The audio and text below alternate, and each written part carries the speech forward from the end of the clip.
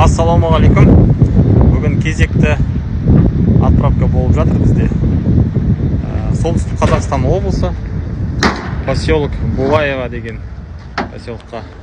Осындай комплект 26 киловатт котелмен 200 квадрат метр үйге. Осындай баллондар.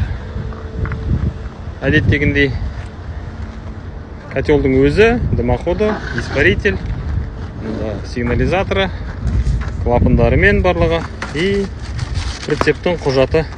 Договор электронды жасалады. Осылай. Заказ берсеңіздер, біз жіберуден шаршамаймыз. Қалаған жерге жеткізіп беруге тырысамыз. Ақылы әрине, но жеткіземіз. Қарағанды қаласындамыз. Цех Ермекова 118/2 көшесі 118/2. Дүкеніміз рынок Алтын Арбада, Затаевича 10/2. Хабарласыңыздар, жұмыс істеуге дайынбыз.